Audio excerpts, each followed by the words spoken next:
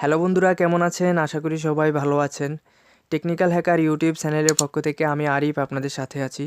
তো বন্ধুরা, আজকে আপনাদের সাথে যে বিষয়টি শেয়ার করব সেটি হলো, আমরা যারা ইমো ব্যবহার করি, তো ইমো রিংটোন সবার ফোনে একই হওয়ার কারণে যখন আমরা অনেকে একই প্লেসে একসাথ হই, তো দেখা গেল কার ফোনে কল আসলো সেটা বোঝা খুবই মুশকিল হয়ে পড়ে, অথবা অনেকের কাছে এই রিংটোন একটু ভাল লাগে না, বিরক্তিকর মনে হয়।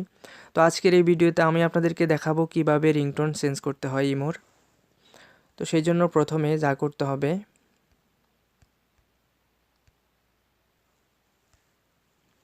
প্রথমে ইমো ওপেন করে নিতে হবে। তো আমি ইমোতে ক্লিক করলাম, তারপর নিচের দিকে লক্ষ্য করলে 3 লাইন মেনু দেখা যাচ্ছে, এখানে ক্লিক করতে হবে।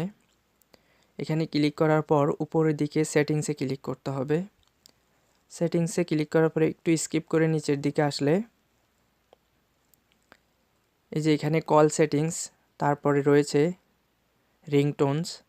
রিংটোনসে ক্লিক করতে হবে। করার পর আপনার ফোনে যেই রিংটোনগুলো আছে সেগুলো এখানে চলে আসবে। তো আপনি আপনার পছন্দ মতো যে কোনো একটিকে সিলেক্ট করে নিতে পারেন। যেমন সাধারণত বেসিক এই রিংটোনটি থাকে।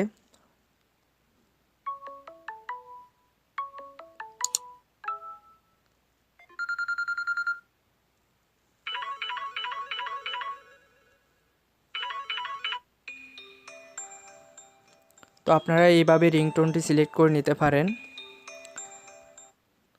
আমি কল দিয়ে দেখাচ্ছি আপনাদেরকে অন্য ফোন থেকে।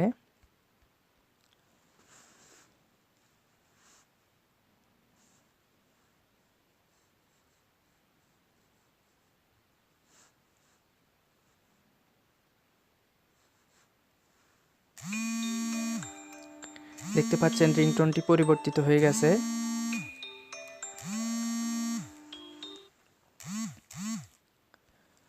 তো বন্ধুরা, অথবা আপনারা যদি আপনাদের পছন্দ মতো রিংটোন নির্বাচন করতে চান, তাহলে আপনাদেরকে এই ইমো সেটিংস না, সেটার জন্য আপনাদেরকে একটি অ্যাপস ইউজ করতে হবে। তো আমি পরবর্তী ভিডিওতে আপনাদেরকে দেখাবো কিভাবে অ্যাপস ইউজ করে আপনার পছন্দের রিংটোনটি আপনি চেঞ্জ করে নিতে পারেন।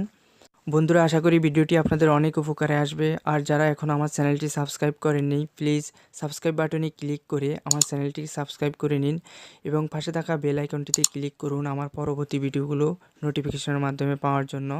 আর ভিডিওটিতে একটি লাইক দিন এবং একটু স্কিপ করে নিচের দিকে এসে একটি কমেন্টস করুন, যেমন গুড, এবং এখানে সেন্ড করে দিন। আপনাদের এই লাইক এবং কমেন্টস হবে আমার পরবর্তী ভিডিও করার অনুপ্রেরণা। তো দেখা হবে পরবর্তী ভিডিওতে, সে পর্যন্ত ভালো থাকবেন। আল্লাহ হাফেজ।